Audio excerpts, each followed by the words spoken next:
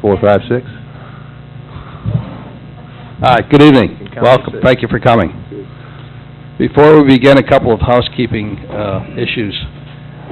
Did everyone print the information that was sent to them by email? We do have a few copies, and going forward, we will have a few copies. See, Carl brought his, so he's all set to go. He doesn't even have to print it. We will have a couple copies at each of the meetings just in case you misplaced or you don't have, but very frankly, we would like not to have to go through printing all that. So if you have the availability at your office and you can print it or at your home, it would be greatly appreciated.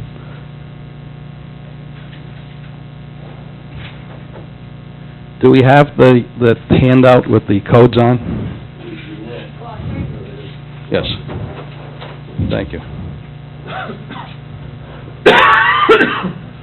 When I was reviewing the material, one of the things that struck me, despite the fact that I'm on the planning board, is I certainly don't know all the codes that are in town, and I doubt that anybody really knows all of them. So I asked the department if they would prepare a glossary of terms for everyone, so that when you're reading these reports, would you take one and pass it around?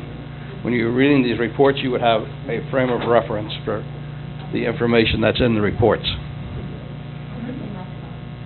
It's not working. It should be on. It says it's on. It says it's got a low battery.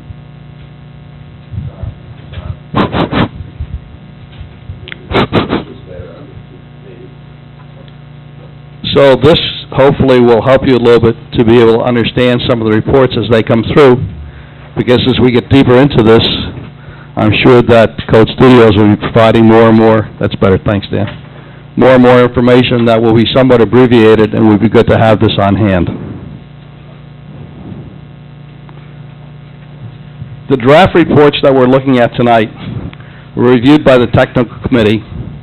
They made some suggestions to Code Studios, and Code Studios did revise the reports. After tonight's meeting, based on the input that we have, there will be further revisions. Once those revisions are made, all this information will be posted on the website for the public to view.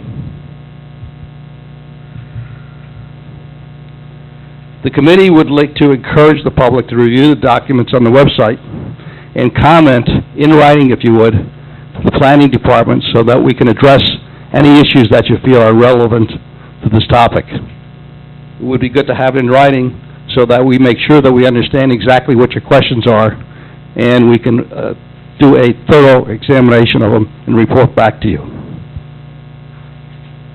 Comments from tonight, as I said, will be given to Code Studio so that they can incorporate them into the report that's going to go on the website.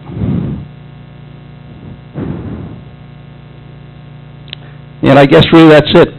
We're going to review them now. Dan's going to go over them with them. Dan? Okay. Assuming folks can hear me, I'm going to talk loud. The microphone is really for the recording equipment that we have. So, can everybody hear me okay? Okay. Okay, as Dal mentioned, we're here tonight to review a couple of the initial documents that Code Studio has prepared as we kick the project off. If you recall the discussion last month, the first couple of months are going to be spent evaluating our current situation, evaluating the current comprehensive plan. Next month we'll look at the zoning code. They'll be doing an analysis on that. You'll be receiving a report of their analysis on the zoning code, and then they'll be doing an analysis of the existing commercial centers. Again, the focus of this project is to update the comprehensive plan and the zoning code, primarily in our commercial centers and our mixed-use centers. So that third product will be an analysis of the geography and many of the physical characteristics of the existing commercial centers and those areas that were designated for mixed use in the comprehensive plan. Those three reports will be reviewed over the next couple of months. In August, we hope to provide their sense of direction to the town board in terms of what this analysis has told them. They'll make some recommendations for the way forward. We'll look for the town board to provide some approval of that direction, and then in September we'll kick off a fairly intensive week of activity related to a couple of the centers in town in a charrette-like activity, which will be a very intensive time frame where we'll get into the details of those areas in terms of zoning, land use, transportation, many of the other characteristics, some of the demographics around those areas, and we'll really start to focus on the physical characteristics to start to try and address some of the shortcomings that we find in the plan and you read about this week, and then also in the code next month. So that's kind of the way forward over the next couple of months. The first task was to look at the comprehensive plan. They also provided their draft of the public outreach plan, and Annette will talk a little bit about that later. I'll provide a little information, and Annette will talk about some of the things that she's finding up to this point. And then we'll go through a little summary of what's next and what the next steps are. So that first task is to look at the comprehensive plan and analyze that plan with a specific emphasis on this hierarchy of commercial centers. As you read, there are several typologies used in the comprehensive plan to describe our commercial centers. We'll talk a little bit about those. And it's a little confusing and certainly doesn't give the community, the planners, the development community a clear sense of what was intended for those areas. And then Lee took a look at just how that comp plan language and the typologies and the things we'll talk about, how that matched up with the existing zoning districts and some of the characteristics of our zoning code. That was in the tail end, and we'll talk about that in a minute. So, next slide, please. The first part of the memo talks about the current setting, the situation out there. Again, our intent is to update the comprehensive plan to reflect current and contemporary standards and practices and bring our zoning code along. Recalling that zoning is the primary implementation tool that we have for the comprehensive plan, at least from a land use perspective. So Lee talked a little bit about what's going on out there and how it influences what we do here. He noted things like there's a trend nationally and locally now for folks to begin to prefer shopping in places like Buffalo, Elmwood Village, some of the villages in the region, Lewiston, Kenmore, Williamsville, East Aurora. People seem to enjoy that environment.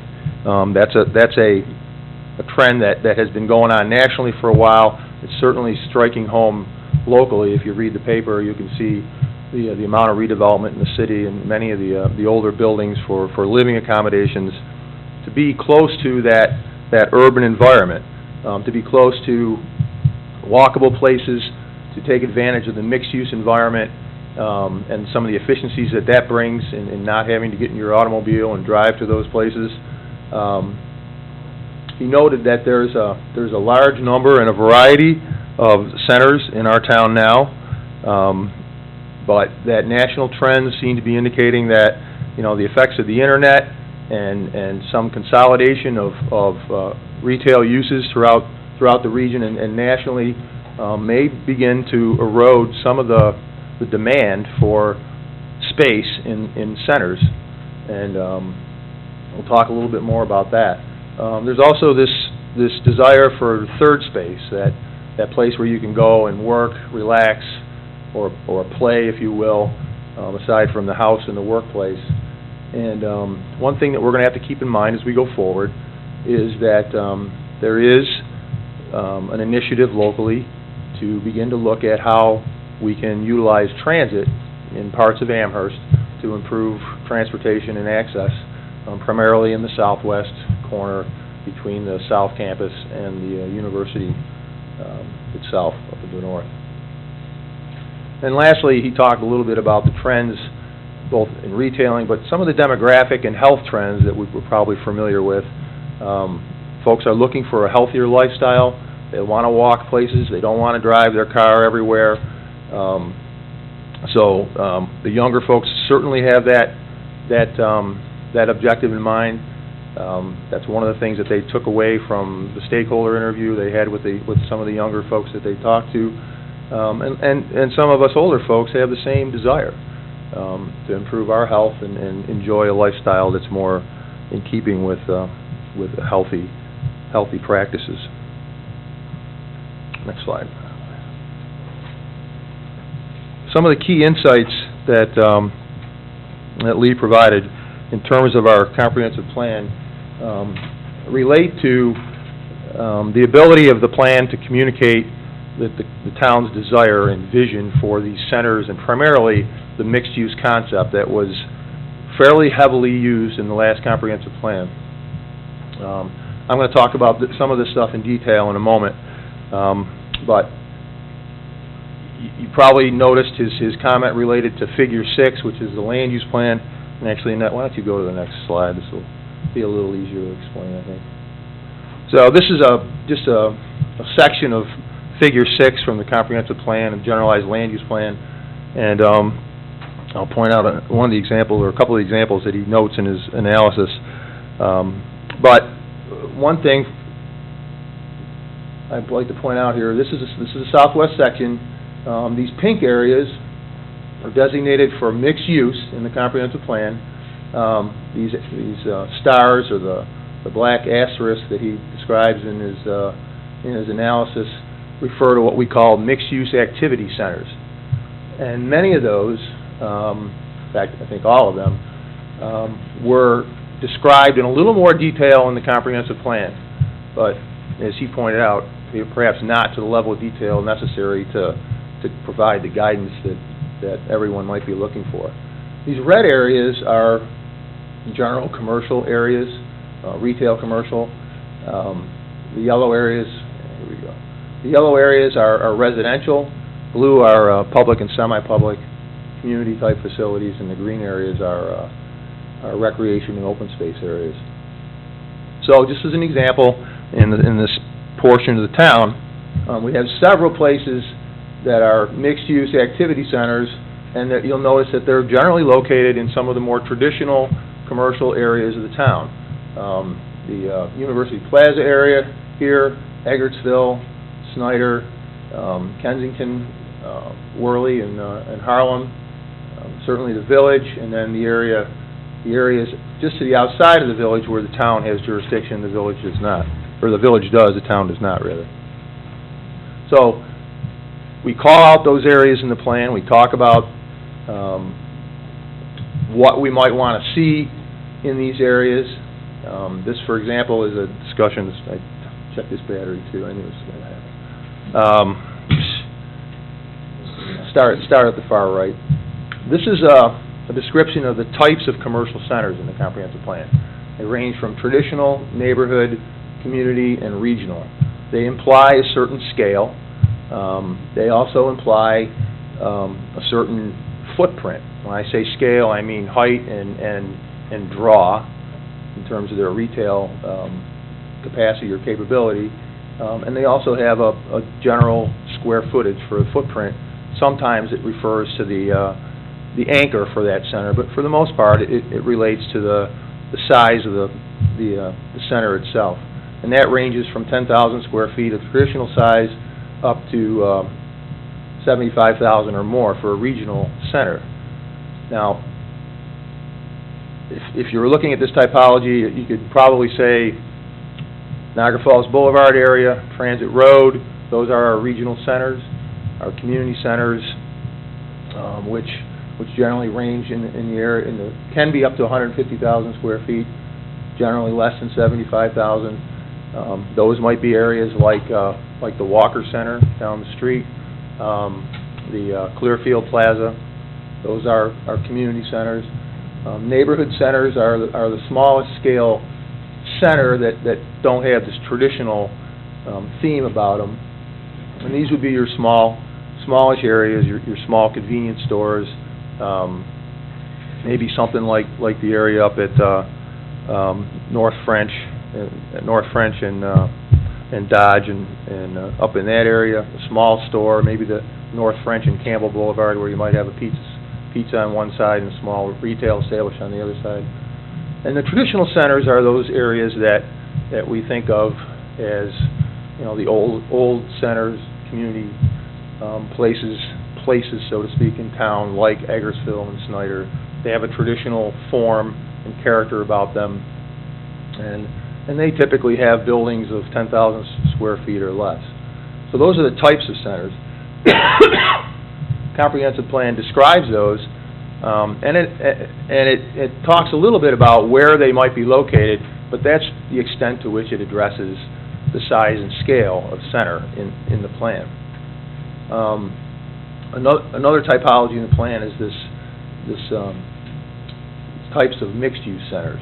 And we have 4 of those: university-related, special use, highway intersection centers, and urban village centers. Now remember, the red part are the general commercial areas. Those relate to the typology on the right, the commercial centers. The black stars relate to the mixed-use centers.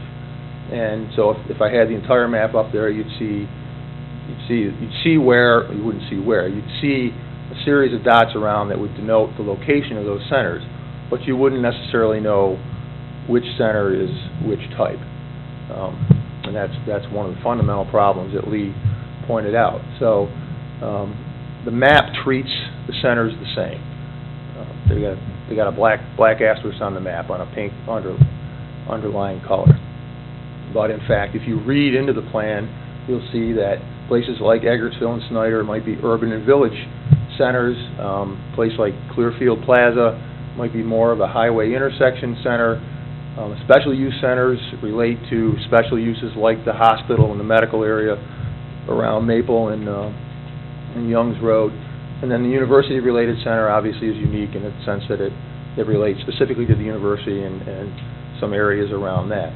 But again, it's difficult to discern that from the map.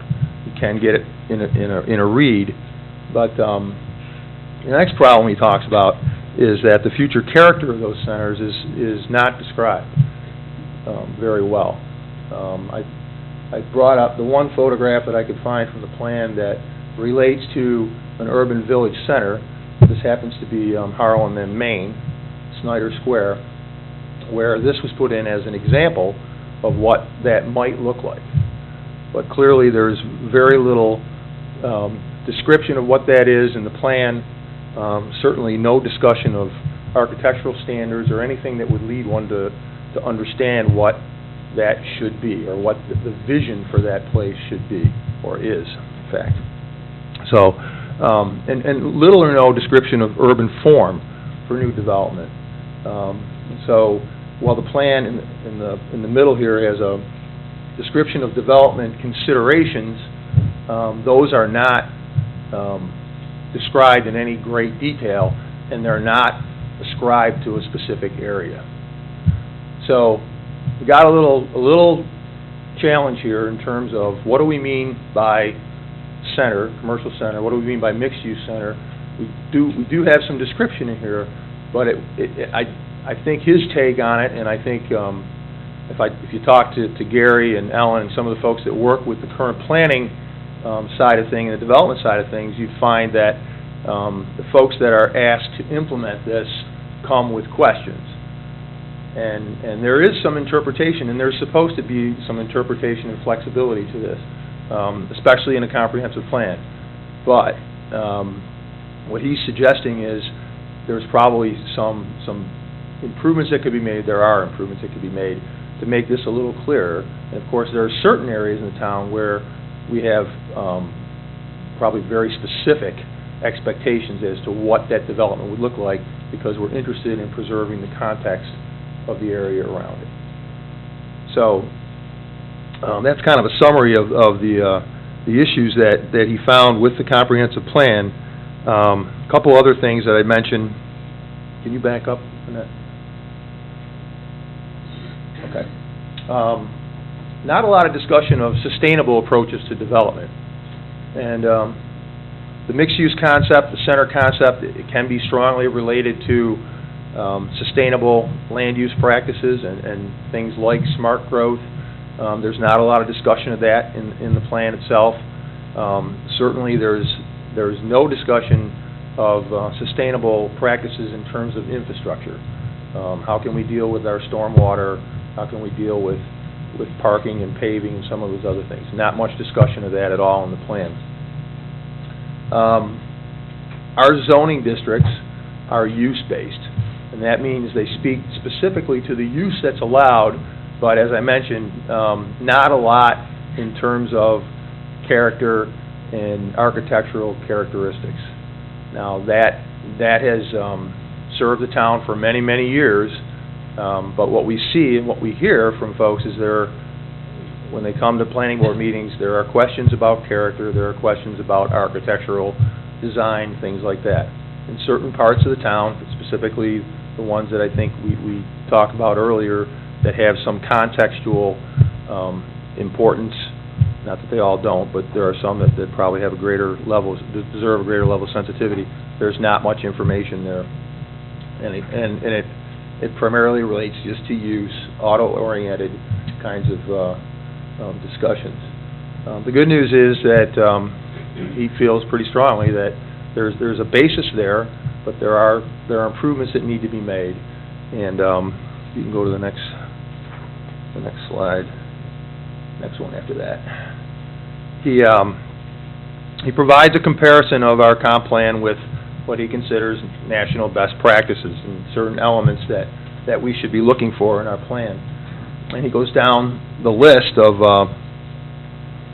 concepts and ranks those according to what he sees as being information that achieves an objective in describing the different concepts, partially achieves the objective, or does not address it at all. And you can see on the far right-hand corner, there's lots of opportunity, according to him, to improve the description and discussion and the detail for many of these concepts and the details that relate to them. So, for example, in land use, again, he mentioned that it's a land use-oriented plan, but because of that, it makes the idea and the separation of use that brings with it, makes the idea of mixed-use development difficult to pull off. And we'll talk a little bit more about that in terms of form in a minute. And certainly in the plan and in the corresponding discussion in the zoning code, there's not an ability to make a clear distinction about the intended intensities of uses, even if it's uses and or associated kinds of things. In terms of development character, I've talked a little bit about that already. There's some discussion of the existing character. He doesn't feel it's adequate. Not a lot of discussion about vision for those centers in those areas. The descriptions that are there are generally, this is what's there, this is how you would preserve it, or this is how we think you should preserve it. Not a lot of talk about what it should be or how it should evolve in the future. And I think, I'm sorry, somebody have a question? Okay. So not a lot of talk about how these things should look and at what function they should play in the overall town commercial base that we have. Again, from a couple of the stakeholder interviews, the results that we've gotten so far is that people are maybe looking for that kind of vision, the intent for those areas to be a little clearer, again, to try and be more contextually sensitive. As far as development character goes, overall, the link to the center types is not necessarily good, and there's very little description of that. The existing character is described, but there's not too much discussion of the future. Infrastructure, there's a lot of discussion about these forms of infrastructure that would support centers, but they're not specific to the centers themselves. They're treated generally in separate chapters in the plan, but they don't address those opportunities that might exist for integrating green space in a more urban environment. A lot of times we think about green space, we think about the parks, we think about the large areas that we have, Nature View Park and whatnot, but there's not a lot of consideration given to green space in the more urbanized areas. And I would tell you that there's a perfect example of that right out the door here between the library and Village Hall. where the village took a driveway and turned it into a public green meeting space. And that's the kind of thing that we don't talk a lot about in our plan, certainly, but it's the kind of opportunity that might exist to improve those kinds of things in those environments. And people ask about transportation. Mm-hmm. According to the analysis, 2015 plan addresses transportation well, but what about transit? Right, well, I think that's one of the things that he pointed out, is that transit is not discussed. It's discussed in the plan, and it is. And at the time the plan was updated, 12, 14 years ago now, the town's position on transit was that, you know, the buses that the NFTA provided was the essence of the public transit service that was here. It certainly could be improved upon. We could maybe work our site plans a little bit to accommodate transit better than we had in the past, but there wasn't any talk about any significant enhancement to transit or forms of transit. So just because something is the good grade in the right column here doesn't mean we're not going to look at it. yeah, and I think that this one, those all partially meet the objective. So there's certainly room there to improve that. And one of the comments we heard from the technical committee was, you guys, us, the town, we're in the midst of a discussion about transit enhancement in Amherst. And what a wonderful opportunity to start to think about ways that could be integrated into the comprehensive plan for the future. So, okay. Any other questions on this?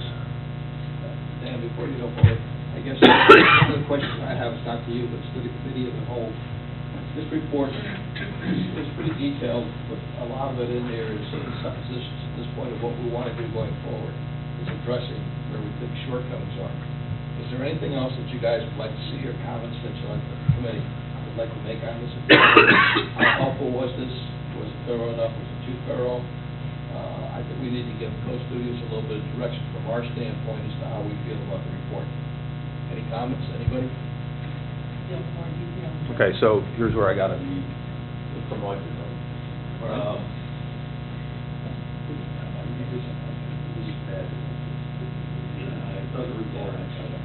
So, again, question is, okay, was the report thorough enough? Did it raise any questions? Do you have any comments on it? Ramona? More detail, the better. So I can understand what you're doing here or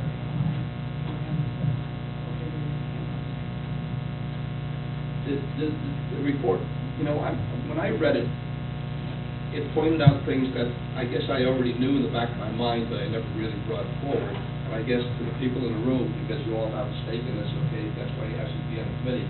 Is there anything that jumped out at you that you wanted to be, you wanted more detail, more explanation on? Was there anything particularly that you noticed as being glaring, something that needed additional attention? Dale, when I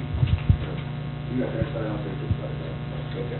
Dale, when I read this over the weekend, I didn't see anything that was overly alarming with the fact that I knew this was strictly limited to the community centers. I mean, right now, this is a limited scope, just looking at community centers.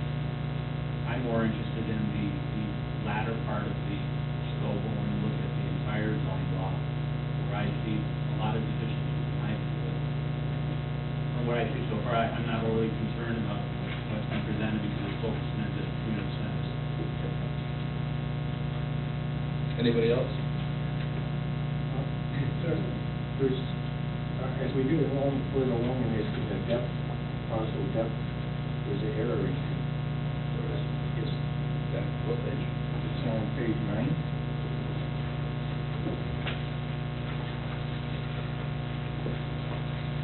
Okay, what is it? Okay, it's underneath where listing notice an example of the parcel depth can be found along Sherwood Drive between Augusta and Sweet Home Road.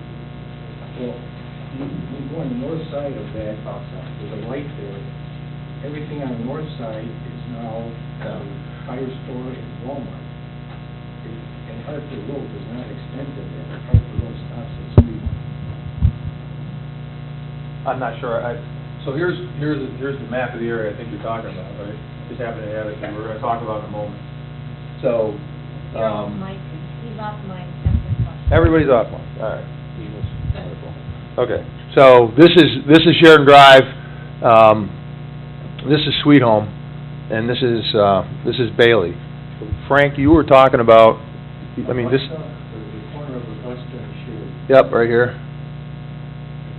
That's it, right there where the, right here. The entrance to Walmart. Yep. And the report says that everything on the north side, along Sheridan between Augusta and Sweet Home, on the north side, several processes have been extended back to replace the houses along Hartford. Hartford doesn't go that far. Hartford stops at Sweet Home. Yeah, I think he's kind of using that as a general east-west kind of line. We can clarify that, though. Yep. All right, good. Do you need to recap what you said for the chief? I don't know. All right. Here's one. I have a question. Here, it's not public, this is just for the comment. Oh, I'm sorry. Why you get to the public eventually. Thank you, sir. You're welcome. Any other comments from anybody else? Yeah, I was wondering whether everybody was familiar with the transit study which is going on in Amherst. May help to start over again. Yes, I please. was wondering if everybody on the committee understands what's going on in terms of the transit, it will be called the GAA study. They're really familiar with what's going on in terms of that in the town right now. No results, no. Dan, would you kind of give the Reader's Digest version of what's going on? Which one? Just as part of that, I received from an FTA, I had a phone call. The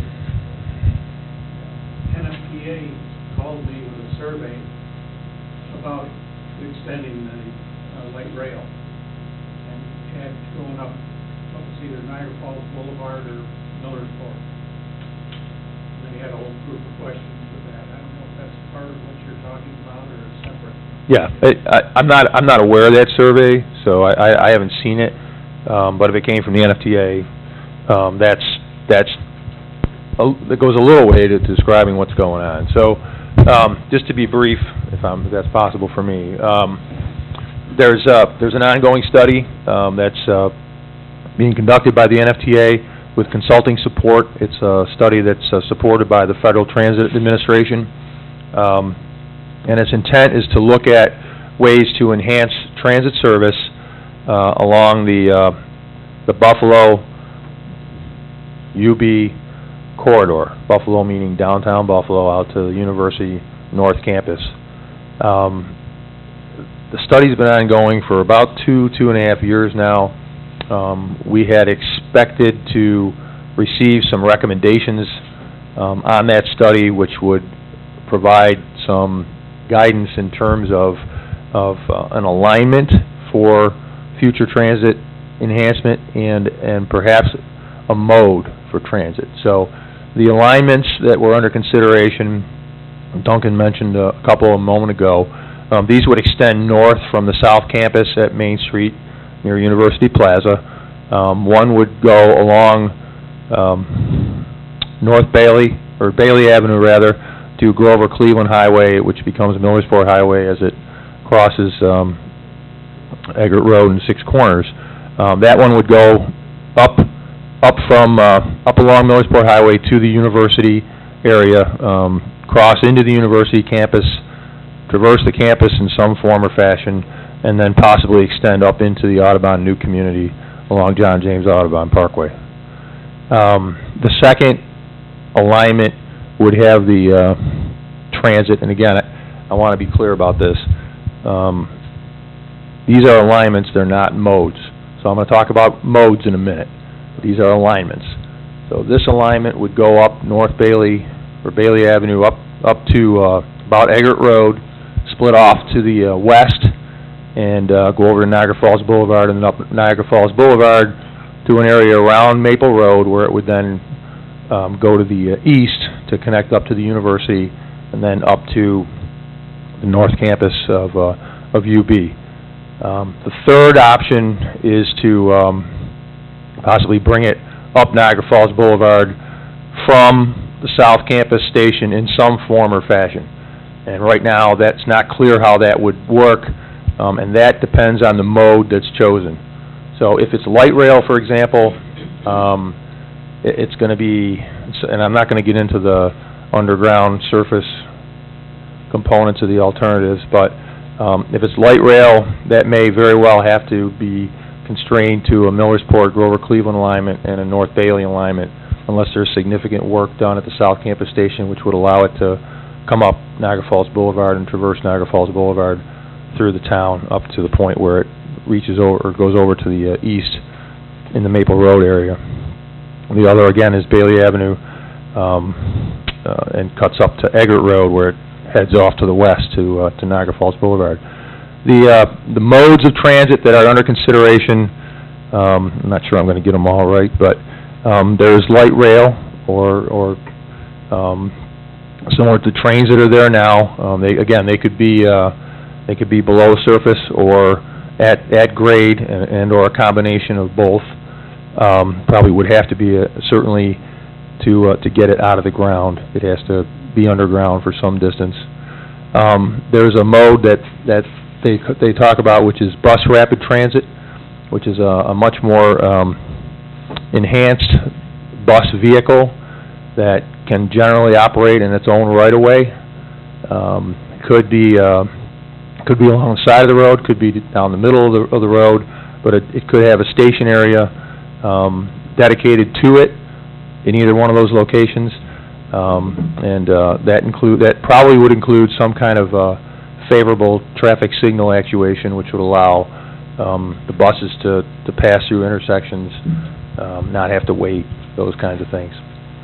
The third option is enhanced transit, which essentially is could be enhanced vehicles to some extent, but primarily involves operational characteristics like the signal actuation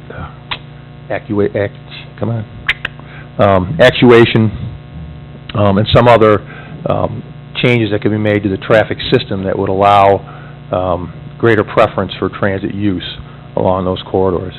So those are the modes, those are the alternatives.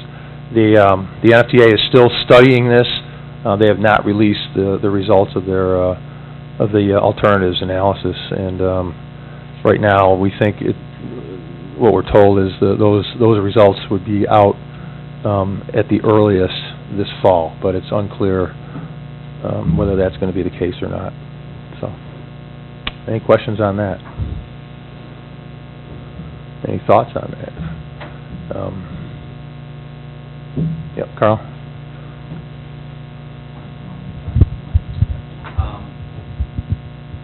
I don't know what the timing is for the potential implementation of this type of project, but is the presumption that if this does go ahead and, let's say, for example, light rail is installed, will the town at that point reassess its zoning along that new transportation corridor to allow for, say, transit-oriented mixed-use development? It's a good question. So, and I was going to, the next point on this is just that. So, with those kinds of transit enhancements comes the opportunity and probably the obligation to rethink land use planning and zoning along those corridors. And the NFTA was fortunate enough to get a grant through the FTA, again, to conduct what's called a transit-oriented development study, which is actually supposed to begin in the next month or two, and begin to look at those very issues along that corridor from downtown Buffalo up into Amherst. I think I can safely say that they had hoped to have a locally preferred alternative before they started that study, but they don't, and so it's likely that study will look at each of those alignments and modes in the context of transit-oriented development. The idea here being that along transit lines where the investment has been made, zoning and planning should reflect the kinds of uses that should account for the availability, the ready availability of transit, and that generally can translate into higher densities, more walkable areas, less parking, for example, things like that, where folks can take advantage of the transportation service and also take advantage of the efficiencies that come with access to that in terms of the land use that might result in those areas. So, Dan?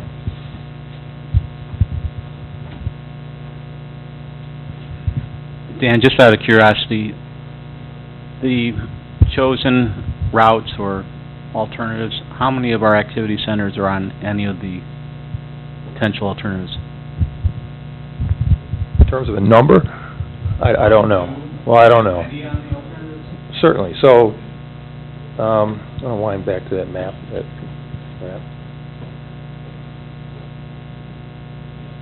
So, when we talk about centers, specifically, what are you talking about? Are you talking about commercial centers, mixed-use centers? I'm talking about the mixed-use activity centers that essentially black asterisks. Okay, off the top of my head now. So, again, this thing's probably going to flame out on me here. But here's the station area here. Okay, we talked about Bailey Avenue, we talked about Grover Cleveland, and we talked about Niagara Falls Boulevard. So you can see here that, this area around University Plaza is one of the mixed-use activity centers. This is just mixed use. It's not called out as an activity center. Again, that's part of the problem, right? If you go further north, and this is recollection on my part, I think the next mixed-use activity center you'll find is at the university area, the university itself. And I'm going to step back a minute. I'm surprised Carl didn't. I think Carl might beat me up here in a minute.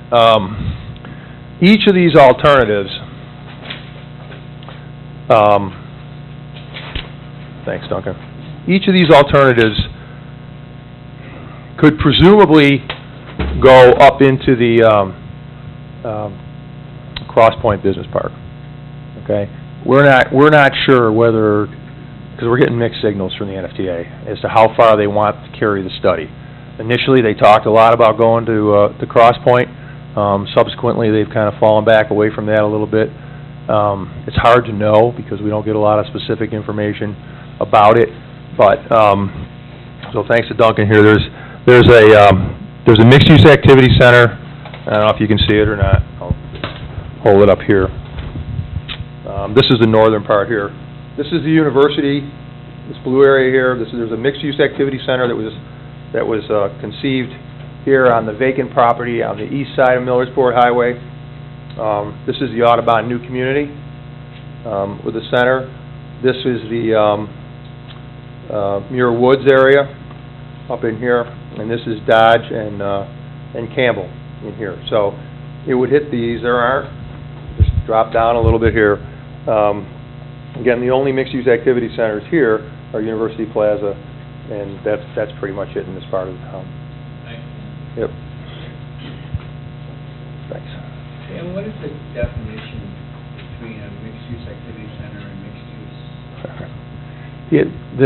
The mixed-use activity center was intended to either try and capture the character and the scale that might exist in a place like Eggertsville and Harlem, Snyder, Maine, mixed use that exists there now, and it does to some extent. So it was really there to try and encourage the preservation of that form of development in that area.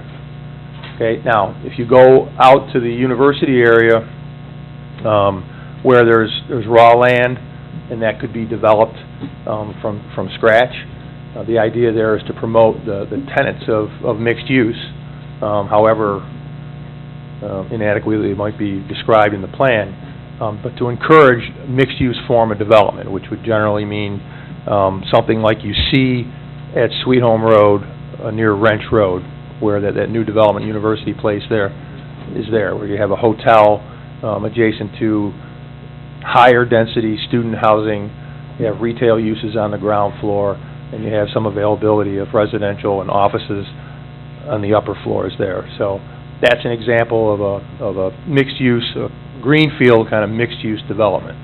So that's pretty much the difference between the two. Does that help? It does, I guess In the definition of mixed use, could that include horizontal mixed use, where you may have a 3-story apartment building next to an office within pretty close proximity? Is that considered mixed use? Yes. Yeah, sure. Okay. Sure. Okay. Okay. That You want to clarifies it. Pass the microphone to Dan, please. My belief is that the mixed-use activity centers are really, they're going to be an alternative to going downtown. They're going to be a concentration and almost a destination place within our township so that we can have the same sense of density, proximity to services, all within a compact geography, rather than going downtown to benefit from it. And I think that's at least my thought of what a mixed-use activity center is compared to something that's just mixed use. It's really a destination place within our own town. Is that not accurate? Sure, that's accurate, and in fact, in some of the stakeholder interviews that we've conducted, particularly with the younger folks, that's the kind of thing they're looking for. I think that's why the Village of Williamsville is probably as successful as it is, right? I mean, that's a pretty good example of a mixed-use activity center in the middle of town that serves that function. It's very popular, and I think that's the kind of thing that when we talked to a couple folks that live in the Eggertsville area, they were excited about the idea of being able to have some of those walkable, mixed-use, vertically mixed kinds of uses in a location nearby that they could walk to and take advantage of primarily without getting in the car and driving. Does that mean we're... I agree with Dan's definition, but we have 4 types of mixed-use centers. If we follow that one definition, what happens to the special use centers and the highway intersection centers? That's a question. I guess I agree with what Dan said, and it seems to fit university-related center and urban village center as a destination equal to the village, if not downtown. But what about the special use centers and the highway intersection centers? They don't seem to have the same broad definition that Dan was talking about. I think they might get blown up. Well, That's what I'm reading out of Lee's suggestion, that it might be just one activity type of center, or maybe 2. matches the urban... Go ahead, Jim. I think, so we're speculating here, right? And we're also speculating on somebody else's property. But that's what we do.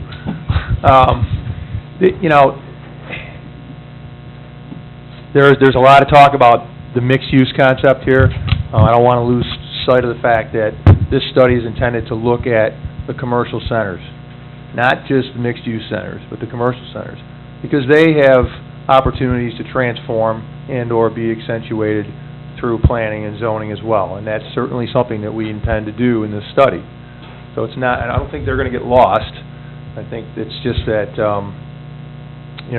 I think a couple of takeaways from his analysis is that in any case, and I think you're bringing this up in the discussion you're having now, you can see how difficult it is to get a handle on just exactly what this stuff is, where it should be, how it should look, how it should be connected, how it should be served. And I think one of the objectives of this study is to try and clarify that. And certainly that's your charge. You have the answer to that question, or you will. Hopefully it becomes clearer as we go along. Yeah. So, good discussion. What else? Anything else? Okay. So, moving on.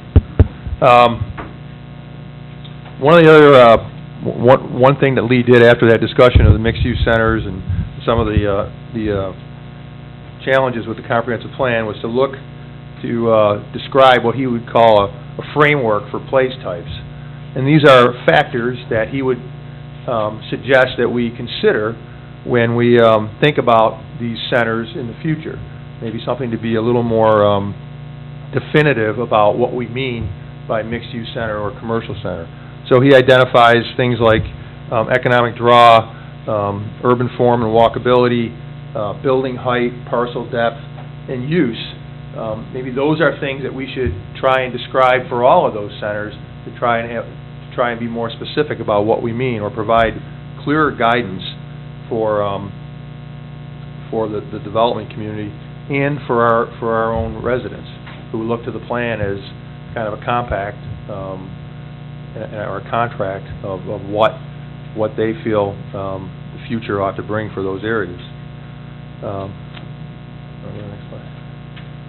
And one of the areas that you talked a lot about is how the parcel has a significant role in determining just how much flexibility you might have.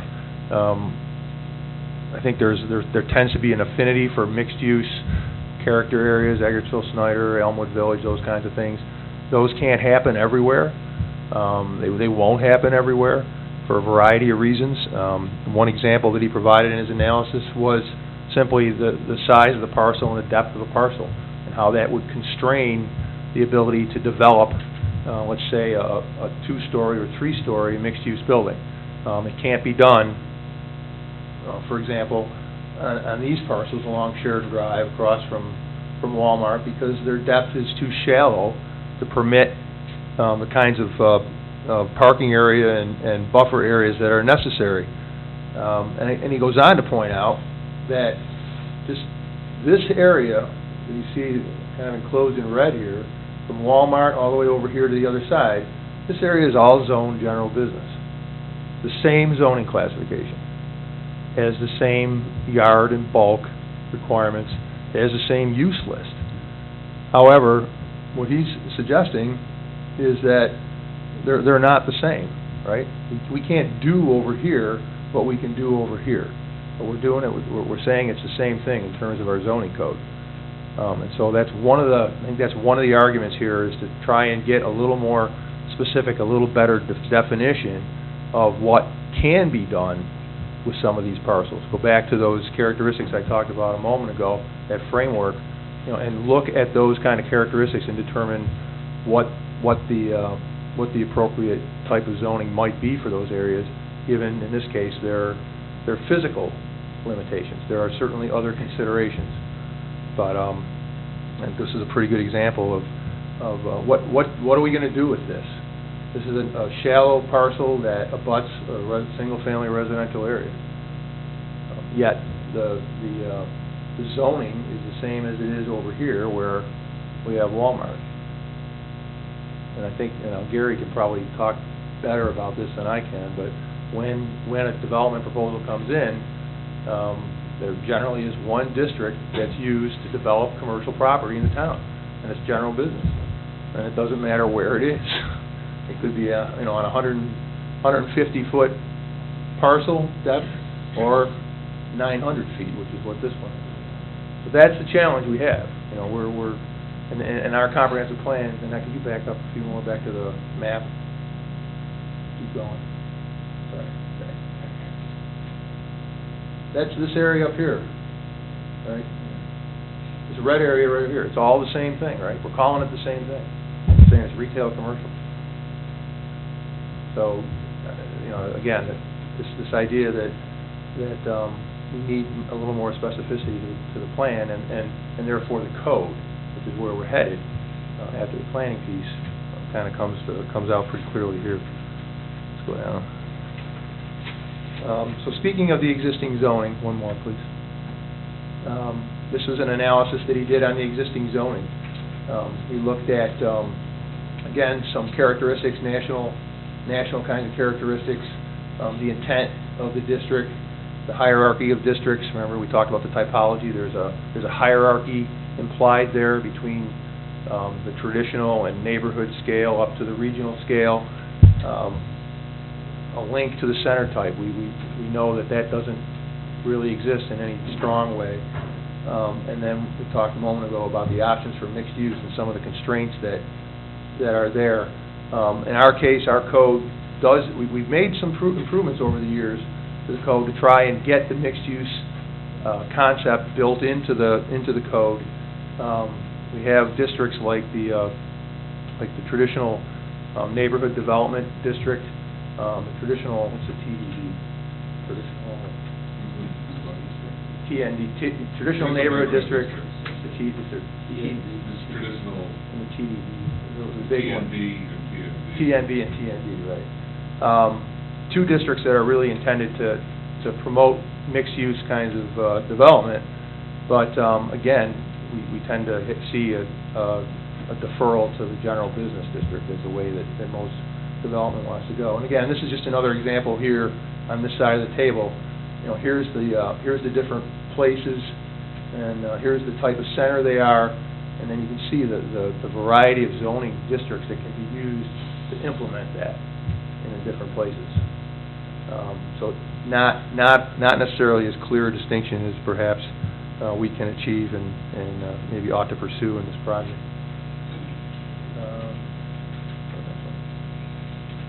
Okay, so I don't know if that does justice to the main highlights of the comp plan analysis. I suppose we can stop here for a minute and talk a little bit more if anybody else had any comments from your read of the analysis, something that maybe we haven't talked about yet, or something that we want to think a little bit more about. Anybody with more comments? Let me ask you a question. From the feedback that you got so far, is there enough material for you to go back to Code Studio at this point and make any adjustments to the report? That's why we like to worry. You know, I think there's some there. I'm not sure. I'm not sure there's a whole lot there that would make a dramatic difference in what his conclusions are. I think, and again, the staff has looked at that memo a couple times now, and the technical committee has looked at it. I will tell you, the technical committee's the primary input we got from the technical committee related to this opportunity for transit to be introduced more strongly in the plan and in the code, that take advantage of that, or take advantage of this process and the TOD process that's coming along, the alternatives analysis, to think a lot about how transit could be leveraged here and utilized to improve the zoning.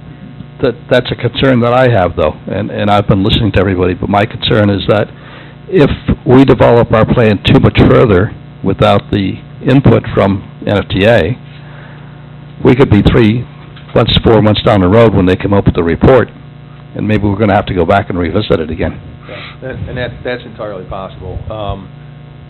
But we actually have a wonderful opportunity. That TOD study will probably start in the next month or two. I don't know what the schedule will be for that. You know, we're on about an 18-month schedule here, so I think there'll be opportunity for kind of a crosstalk and crosswalk of concepts here as we go forward. It is a great opportunity, there's no doubt about it. From a committee's perspective, again, then if we don't have any more questions, can we assume that we're pretty well set with this report from Code Studio?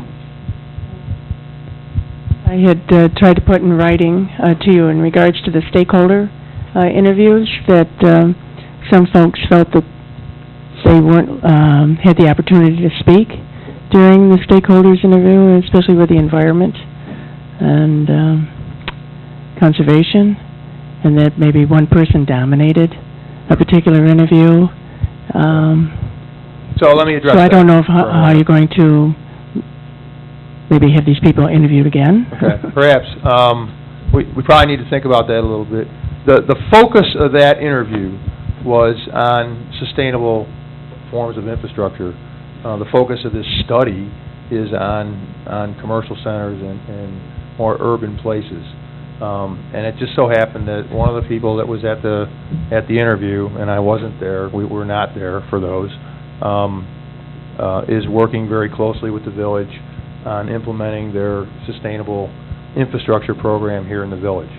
A lot of that has manifested itself in Spring Street redevelopment across the street. Rain gardens,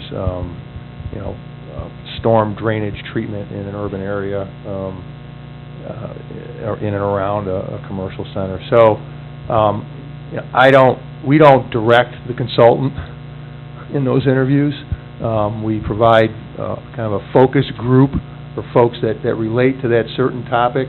I know they were keen on understanding what was going on here at this time related to sustainable forms of infrastructure. We can probably do another interview if we need to discuss some of the issues that folks didn't feel they had the opportunity to address.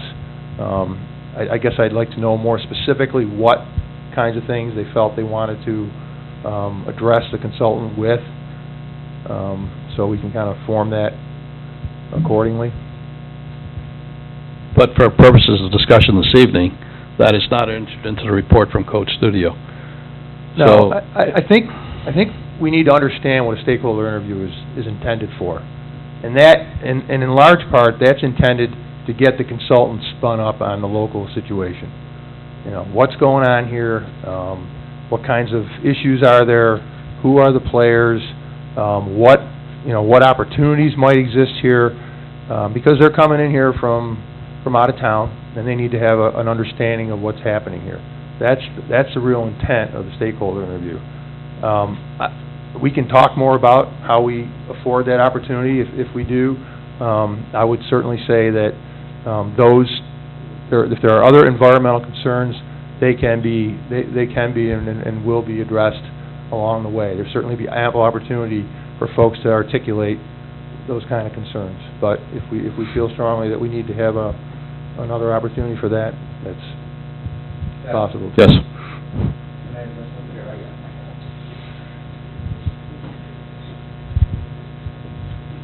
I've had a number of conversations with people who were involved with that particular stakeholder interview, and I was really concerned by the fact that they did not get an opportunity to voice their concerns, notwithstanding that they may have concerns that were not related to commercial development. But that being the case, I think we made a commitment to find some way to create an opportunity for them to voice what those concerns are, and we'll actively work to get that done. I guess that's where I'm going to, for purposes of discussion this evening for our committee, the working committee, okay? The report does not address that, and what I'm more interested in this point is from the committee itself, the report that we got, are we satisfied with it? Do we want to make any deletions, corrections, additions, or are we prepared to let Dan deal with some of the nuances of it that we discussed already with Code Studio? It's more of a question than a correction or at this point. But on the table, on the slide before, the zoning table, earlier, Dan, you talked about looking at the geographies of the commercial centers and the mixed-use centers will come later. But this table seems to start to put specific geographic areas under assessment, and that far right column is a question if I'm reading it correctly, is this geographic area zoned correctly? It lists the area, and then it lists the current zoning, and then a score has been, a ranking has been given to it. Almost all of them are partially achieves objectives. One achieves and one does not achieve, and it just seems like that's putting the cart before the horse, at least the way you described it earlier. And that I guess I don't know, does this table say that the zoning is correct or incorrect in those areas? I think the word on the side is appropriate. Right. So I think what he's saying is, given this array of places, and these are 17 mixed-use activity centers. In your hand. These are the 17 mixed-use activity centers, right? And what he's saying is these are the center types that were ascribed to it, and then this is the zoning that exists today. And I think what he's saying is that in some ways, maybe the zoning code that's articulated here may not be appropriate for that area. So I think the word is appropriate, and I think that what he's trying to do here is build a case for examination of this, Okay, right? so those geographies still will be examined. Sure. I mean, the intent here is to look at the centers, right? Now, we're gonna, there's been some discussion about this as well. We're gonna look in detail at 2 or 3 of these. We don't have the resources to look at them all. But we certainly hope that the process and the approach that we use here will allow us to do that in other places. I think the intent also is to make us as a committee think about it, and whether we agree or disagree too, because if we disagree, we need to tell him that so he can look at it again maybe in a little different light. So again, are we okay with it as it stands with, again, some nuance changes that Dan will discuss with them? Everybody's okay? Okay. I'm not picking up a whole lot of significant... No, I'm not either. There's some nuances that you want to talk to him about, but there's nothing major at this point. I mean, we can talk about that, but I think the intent was to try and get this thing out really as quickly as possible. So we can talk about this tomorrow and see if there's anything there that, I would ask the question probably, is there anything here that folks see as just absolutely incorrect, inappropriate? So we pointed out to you already.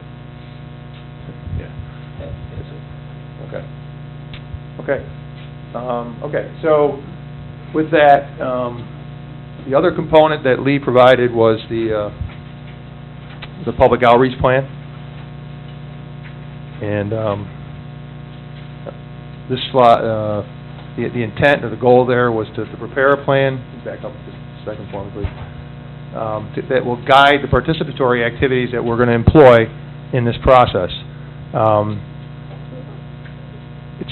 It's intended to give us a good array of approaches and techniques to elicit public input to this process and to create an environment that's participatory.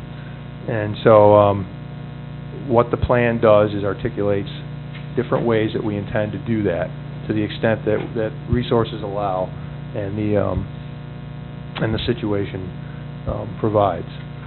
So let's go to the next one. So this is the array of approaches that are discussed. It's kind of an outline of the different approaches that are discussed in the outreach plan. The first one is the town boards and the committees, and that's the town board and its committees, the various committees, the ACAC, the Traffic Safety Board, those other folks that work with the town board to help manage development and growth in the town. And then there's the 2 project committees, one of which is you. I will tell you that in the past, when we've done these kinds of projects, we've found that some of the strongest valuable input and insights we get is from these committees that are formed to support these processes. And again, you all are here. You're here to provide a perspective from your background and experiences to this process, which you've already started to do tonight, in providing some insights to the work that's been done. In terms of outreach to stakeholders, there's quite a list of approaches that we intend to take there. They include, in this case, there's a list of points along the project where there will be public meetings and other activities like the charrette, or the public workshop that will take place in September. Most of it is task-based. It will articulate our ability to provide notification of meetings to the greatest extent that we can. Mentions the website, something that we're utilizing in this project that is, to my knowledge, hasn't been used, certainly hasn't been used by this department, is social media. We're going to try and utilize Facebook and Twitter and some of those other avenues to try and get information out and elicit comments from the folks that are signed along with us. And I think Annette will talk a little bit more about that in a couple of minutes. Certainly, there'll be a lot of presentation of the methods and materials from this process. That information will be posted to the web, so it should be fully accessible. One of the comments we got from our technical committee was perhaps the use of text messages or text messaging as a way to elicit input on specific kinds of recommendations that might come out of the study. So we'll talk more about that as that idea develops, but that's something we think we might be able to do in order to again, get some more feedback from the community. That goes along with the project website. Community outreach, that'll probably depend, and local events will probably depend largely on the project schedule. For example, it might be very difficult for us to do a whole lot of outreach at Old Home Days in July because this project will not be significantly far along to provide any significant kind of insights. We might go there and talk about the project or try to elicit some interest in the project, but we might not be there schedule-wise, where we might be in a better position later on. So we're gonna have to make a judgment on those to see when we can take advantage of those opportunities to put the information out. We mentioned the stakeholder interviews, and honestly, in talking to the consultant, that's something we may look at as something that we may try to utilize through the process to some extent. So Rick mentioned we'll try and make that happen. That's his call, not mine.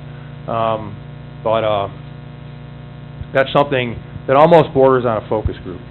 And the ones that we've had so far, the consultants have been very pleased with the insights that they get because it's personal. It gives people an opportunity to react to questions and react to each other. And then the other thing that we find extremely valuable about that is that it essentially creates an interest in the project and it creates a stakeholder, someone who's interested in the project and wants to follow along. And that's certainly something we found from a few of the folks that we talked to so far. The last two are kind of interesting. This project will be very complex in terms of the output. It's going to have a significant effect on our zoning code. And one of the elements in the work program is to provide training for our staff and other local design professionals about the code, about how to use it, about what its intent is. So that's a session or so that will be conducted at the conclusion of the project.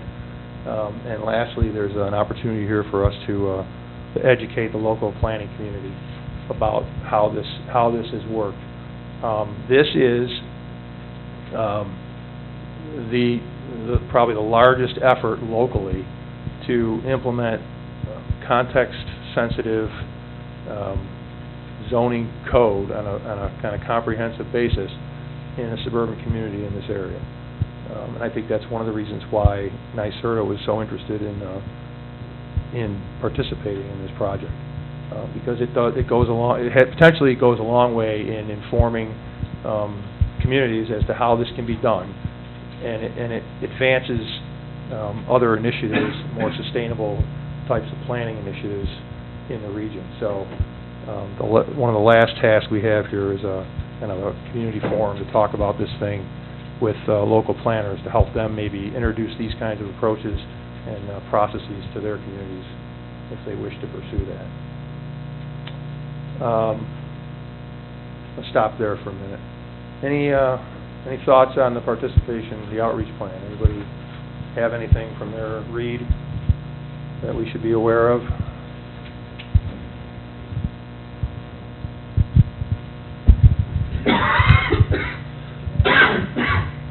I think it's important that, as a committee, we come to consensus on how fast we deliver this work product. You know, if we can agree that, you know, within a week's time, after you've consulted with Code Studio, we can get this posted to the website, or if you think that's too short of a time. But I think as we walk away here tonight, I think it's important to, you know, the more and the faster we get it out there, the more input we can have from other stakeholders besides us. Okay. In regards to the outreach, I know there's a couple of gentlemen here tonight representing homeowners associations.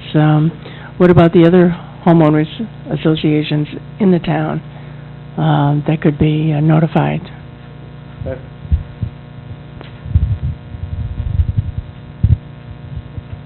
UB certainly has a vested interest in the success of the town of Amherst, and to that degree, I was wondering if you've reached out to Bob Shibley and the Regional Institute to try to marshal some of their resources in helping with certain aspects of this project.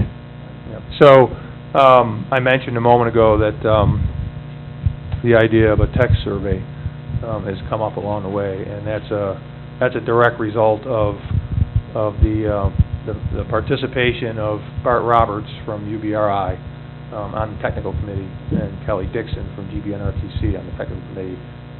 One Region Forward, which just concluded about 6-7 months or so ago, was a large, probably one of the largest regional planning initiative I've certainly seen in my career here in Western New York. And it just so happened that they won a national award for their public participation program. And so we're fortunate to have them working with us on the technical side. And you know, they've already brought some significant insights to that, to this process that'll be integrated into this. In fact, we're gonna be talking to them a little bit more this week or next week on that. Anybody else? As far as the posting to the website, we've had quite a bit of conversation about that, Dan and I and Gary, and we know that it's important to get it on as quickly as possible. Absolutely. I'll talk about that in a minute. I might have a suggestion. I don't, maybe we can talk. Maybe we have a suggestion as to how we can do that in a timely fashion. And we'll put a caveat on it in terms of the date, so we can push that out as quickly as we can. Because I think what we'd like to do is get public input to those products as quickly as we can.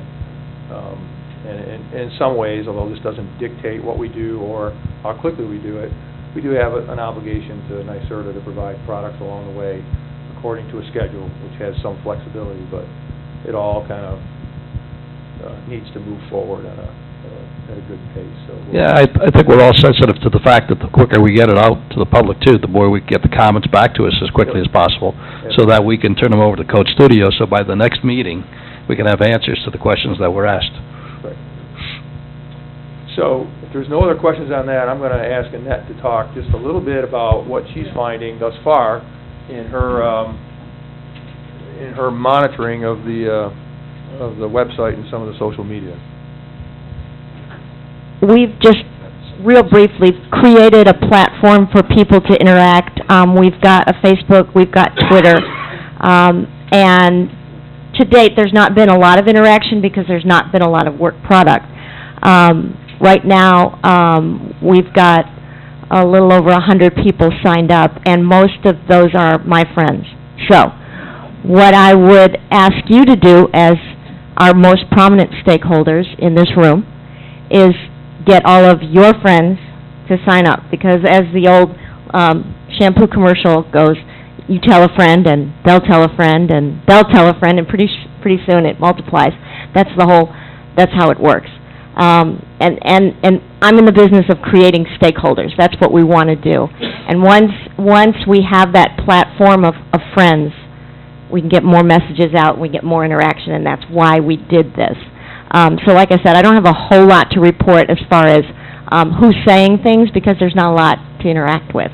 But when we get into this, I will have what they said, when they said it, when the hot topics were mentioned, what blew up, what was ignored, what they responded to, and I can come back every month with those numbers, and you can see, on a minute-to-minute basis who's reacting. I will tell you that right now, women 45 to 54 are your biggest fans. That might be because that's my age group. Are you saying to sign up on the Facebook? Yes, there's a Website? Facebook page, there, you can become a fan, Imagine Amherst, just click the page, just like it. Just like it. All right? Or if you're at Twitter, our handle is Imagine Amherst. Hashtag Imagine Amherst. Any other questions? Is anybody done that? No, I can tell you no. Not even you?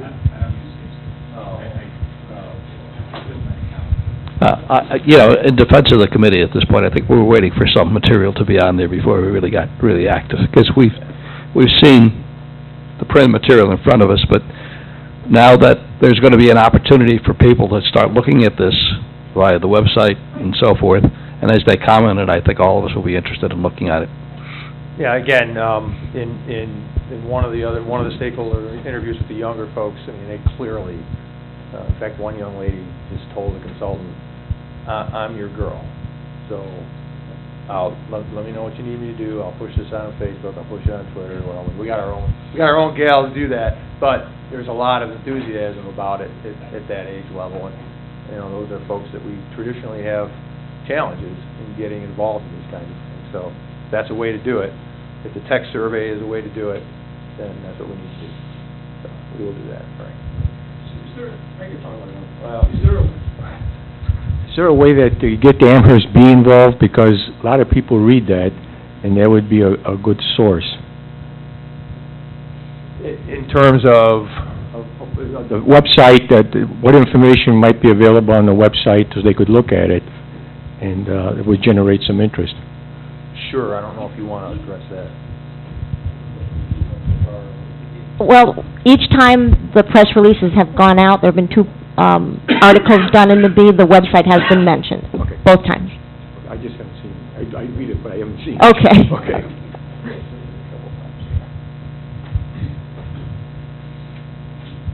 Any other thoughts on the public outreach plan?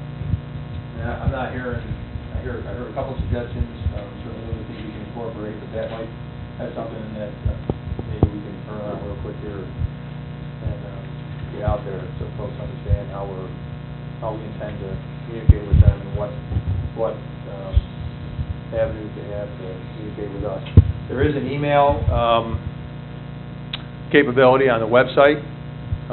We trying to work with our IT guys to get those to funnel directly to town hall instead of going to a net.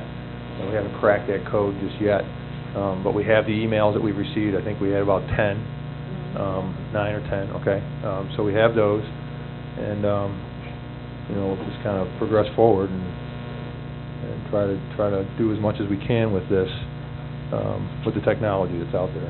So. Well, the other thing too, again, we've been talking about this between Dan and Gary and I, and we realize the importance of this, and we're looking at ways to continue to make sure that we get out to the public. We had a meeting tonight with Ramona where we discussed options too, so we're certainly very sensitive to the fact that we need to have this information out, and we need to do it in many different forms, and we want to make sure we can get as much input as we can. So we're continuing to work on that, and as we get answers, we'll get the committee better informed as to what we're doing. This is a pretty extensive plan as it exists today. Again, I think the committee really looked at this as being an add-on report. I know I did, and more just for informational purposes, more than for us to comment on. So, but if anybody has any comments or any suggestions, certainly, if you don't have them tonight, but you have them going forward, Dan? Dan, I'm just wondering, further along the line, as we get into visioning of these activity centers, mixed-use activity centers, will there be a visual preference survey where, you know, as a planning board member, it's nice to know what your community values in the form of design, and if we have the community backing this up on, you know, what they like as a design option, I think that's helpful. I'm just wondering if you're going to have a visual preference survey as part of your outreach. Again, this project is going to end up being very specific at some point about certain places, and for those places that we choose to drill down into great detail, The scope of work affords the opportunity for a nationally known urban design firm to be here to actually draw and conceptualize that vision for those places. That's part of that charrette activity that's going on in September. Hopefully it'll be well attended, and because it's a linchpin to this project in those places. So I can't really understate that. People or overstate it. We need to start thinking about that now, and we are, and we will talk more about that as the summer goes along. But yeah, I mean there's the ability there to take people's vision and comments and transform it into graphical images that would begin to address some of the shortcomings that Lee talked about for those centers.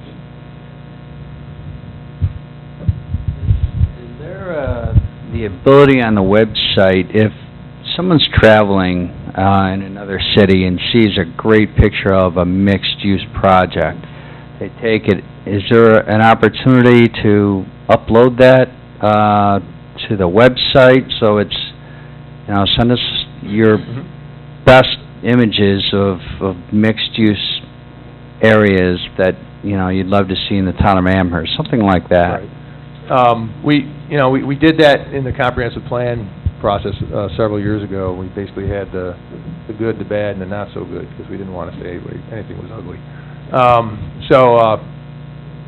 We can do that. In fact, I got an email today from somebody who was in Oxford, Ohio, over the weekend, and saw a university-related center there that they thought was really, really cool. And they said, "This is perfect. I thought this was great. My family enjoyed their time here." So yeah, absolutely. We just got to figure out. We haven't quite gotten there yet. We'll open that opportunity up. There's a form fill on every page of the website, so you can just put your email, and you can put a text message or a picture or whatever you want on every page. So you could attach anything. Yeah, absolutely. So Carl's got to do it while we're talking. yeah. So the answer to your question is yes. I think Carl's point is probably more to let's push it out there and help encourage people to do it. Passively saying. Yeah, I mean, so we'll right do now that. it seems like the website is something that you go up and download a report that it's going to take 20 minutes or more to read. If you make it more fun and so that people can just be a little more, when they get the inspiration, send something like a picture or write a quick comment, you might get more engagement. Yep. The web affords a lot of opportunities, and our intent, and having Annette on board, is to take advantage of the technology and those opportunities. In the meantime, if you have something that you can't post for some reason, send it to Dan. He'll make sure it gets posted. Right, Dan? You don't mind getting a lot of stuff, right? Nope. Good. As long as Dave Willer doesn't come down and tell me I've exceeded some kind of capacity, I'll take it. All right. Yeah. I mean, some of us are just figuring this stuff out. If you can't tell already, which is welcome to the club. Yeah. In the meantime, and I would say that generally for the town. I said this at the beginning, and I'll reiterate that. This is new for the town. So we're going to try and take advantage of it, and try to work that a little bit. One of the things we found early on in some discussions is we don't have a good policy on social media in general, and so that's something the town needs to think about a little bit as we go into this a little further. So, and they're aware. The IT guys are aware of it. It's just something we got to work on. So. Yeah. True enough. It's another benefit of having the GBNRTC on our technical committee. They've gone through this. They've got a policy. They've got experience with it, and they're more than willing to help us with it. They've been very, very helpful. So great cooperation with them. Do you need any more input from the committee as far as this portion of the report is concerned? Last slide.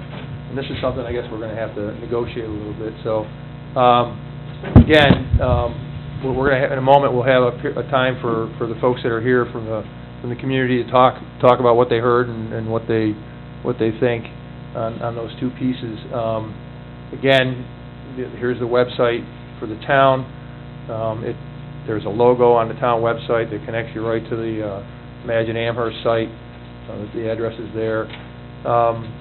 We can talk about this. My goal would be to try and get this stuff out onto the website as quickly as possible, with the idea of trying to get public comment back by early May sometime. So if there's got to be consideration of public comment to this as we finalize it, and we'd like to be able to bring it back, these two memos, bring it back to this committee maybe in May and say, here's some public reflections on this, here's your reflections on it, and we can go ahead and progress a little further to finalizing those documents. They're not going to be final until we say they're final. At some point, I'm going to have to provide something to New York State, whether that's the final version or not, whatever. This is our project, so we'll do what we have to do. We can satisfy them, and we can take care of ourselves. And they're very cooperative thus far, so there's no issue there. And then the last thing, I guess, is that the next meeting of the committee will be May 25th, Wednesday, May 25th, 7 p.m. Right now, it's currently scheduled to be here. So I guess number 4 is the one that, I guess I would start by saying we'll try and wicker in what we heard tonight, see if there's any adjustments that need to be made, and then if it's this committee's desire to allow us to put that up on the website for public consideration at the earliest opportunity, we can do that, and we'll move forward. It is our desire. Okay, got it. Okay. Looking at the time, since I know everybody's attention span is limited, when we have evenings where we have really a lot of substance to discuss, if it lasts for a couple of hours, it's understandable, but tonight we don't really have a lot, but it's getting close to time. Any public comment? Please.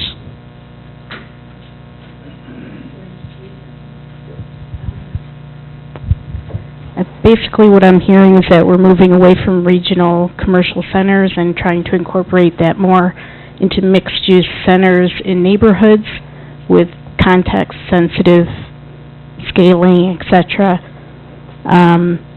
My question is, should we define the public space first in terms of sidewalks, open space, etc., and make that the framework for, according to scale, and then add in, what forms can translate into different uses that would make sense within the neighborhoods? And, environmental concerns included in that. And then the other thing was, the biggest thing I've heard about the website is that people will make a comment and it disappears. They never get a response. They don't know where it's going, who's seeing it, what it's going to be used for. So if for a communication section on the website, maybe you could put all the different ways that you can communicate, including maybe a contact at the planning department to send comments to if they don't want to put stuff on Facebook or Twitter or other things. They can send an email. So thank you, your response was received. Right. Okay. Right, and they'll all be compiled, and at some point, everyone will be able to see what the comments were, kind of like the comprehensive plan. But then you could say you can communicate via Twitter, Facebook, on the website, or send an email to such and such.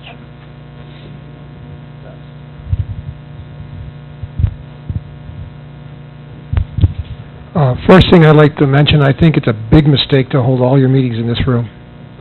I think a better place would be over at the town hall, where more people could go to the meetings. I think here, with essentially 13 seats available to the public, limits your availability to talk to the public. If that's what you want, you're getting it. Secondarily, I find that, for instance, an example, the announcement for this meeting on the town website was on April 15th, and in a list that pushed down. The announcement on the Imagine Amherst website, I think, was the day before this meeting, which was yesterday. Maybe it was on Sunday, I don't really know. When you're announcing a meeting 1 or 2 days before, it makes no sense. Just so you know, I watch this website practically every day. Number 2, this announcement was put on the contacts page where nobody would have an interest in looking at. I am not a big fan of the design of this particular website. I think it's extremely weak. I think the page, the little squirrely thing between page could be removed with no loss of anything. It's very slow. It doesn't have very much content. Any website that doesn't have content that changes reasonably often is going to get nobody's attention. It's when you have information for people on an ongoing basis, you get any traffic. It ain't going to happen. I'm not a big fan of your Facebook page or your Twitter account. I think they're extremely weak. You have posts on there between 3 weeks between posts. Nobody's going to come back to that. For instance, one of the things you should do on your web page is have something called new stuff or new information, someplace where they can go to say, aha, all I want is what's new. You don't have that. You've got to have people searching around all over the place. After a while, they're going to give up and leave. As far as people being coming in, your public outreach plan, my personal feelings is you'll never get past 1% of the population. So if you want to get more than that, I think you need a better plan, because I don't think the plan you have now is worth anything for that. 1% is 1,220 people.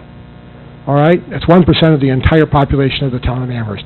I consider myself a stakeholder here as a resident of 122,000 people. I think the people you're missing are the 122,000 people. The 14 people here I don't think are sufficient for acting as a portal to those people. I think you've missed that. I think the public outreach plan is woefully inadequate. I haven't even got time to get around to all the substantive issues I found with the other parts of this plan, and I will. But right now, I think you're fooling yourself if you think you're doing anything at all effectively with the people. Thank you very much. Thank you. My name is Jim Tricoli. I write the Amherst Times for the last 17 years. It's on the website. A couple of things. It's hard to say this, but one of the largest reasons people do not write things to your committee because they feel it was unfairly chosen. That's the biggest reason. I'm involved with nearly the entire town of Amherst. That's why I get information. Somebody mentioned, I think it was you, that the village of Williamsville was complimented in this report. If I wanted to buy a white shirt in our town, I live in the village, where would I go? In the village. If I wanted to buy a suit like some of these gentlemen have, where do I go? In the village. I can get tattooed now in the village, and when I talked to the owner, he said the reason we came here, because there's a lot of 45 to 50-year-old women who like to have tattoos on their bellies, so he plans to make a big business. That tattoo shop is in the Ed Young's Plaza. Well, you know, hey, if they want to come, it's money for the town. But I don't think the village is doing things to make it like someplace like Niagara on the Lake, or there's some places in Florida I found to be great little places to live. But we don't have a walkable village. Where are you going to walk to? To get food? We got great food. A 5 and 10 cent store, forget it. We don't have one. To a theater, like a community theater. Forget that too. Lancaster does well.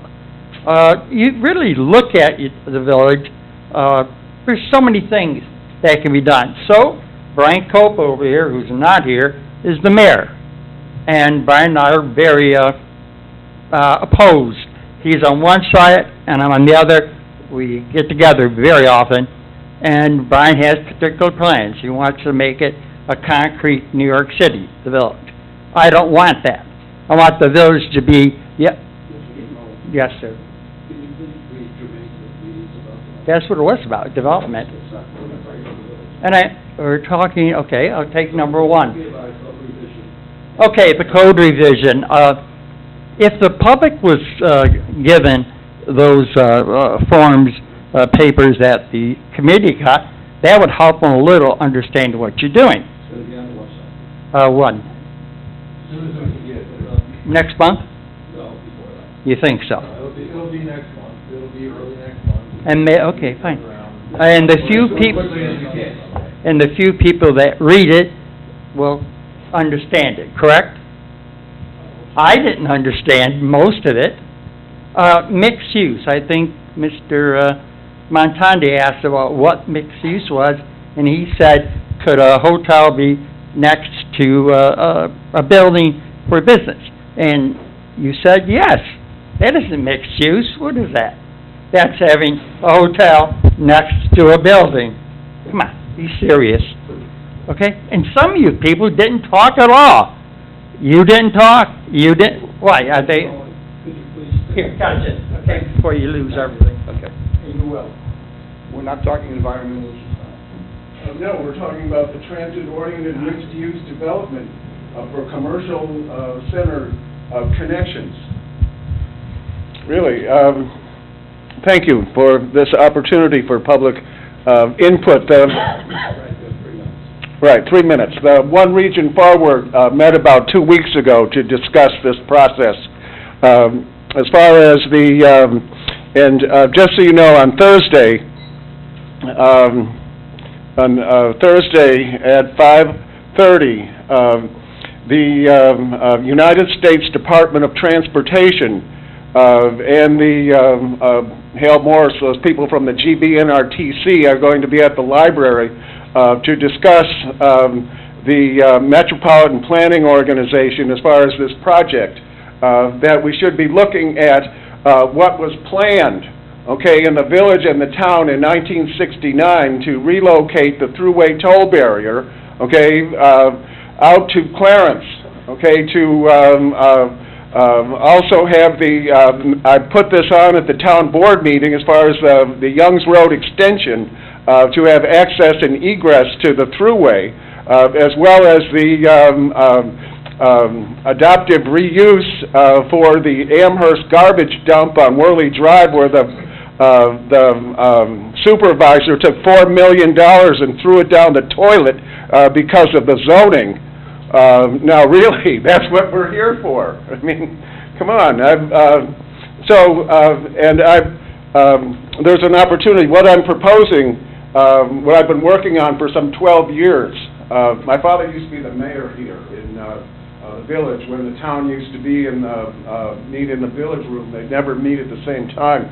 But what I'm proposing is an adaptive joint agreement that will include Amherst, Cheektowaga, Lancaster, and Clarence, as far as the commercial strip that's going to, as far as mixed use, okay? And at the CAC, the Town of Amherst Conservation Advisory Committee meeting that Eric was at, there was a developer giving a presentation for a subdivision on Sheridan Drive where the property goes into Ellicott Creek. Okay, now, as far as some pragmatic, as far as some implementation of some recommendations, some proposals, okay, would be for the eminent domain, for the Ellicott Creek Greenway Parks and, Ellicott Creek, the Greenway Heritage Parks and Trails. We've got National Historic Landmarks that are connected to Ellicott Creek that go back prior to, 3 minutes. Oh, excuse me. Thank you. That was fun. I'll see you next time. Okay. One last bit of business before we adjourn. Meeting notes were provided to the committee. Any comments or any corrections, deletions, additions to those notes? Okay, seeing none, they'll be filed appropriately. All right, thank you very much. Thank you for the public for your input. We will see you Wednesday, May 25th, and unless you hear otherwise, we'll be in this room at 7 o'clock once again. Thanks for attending.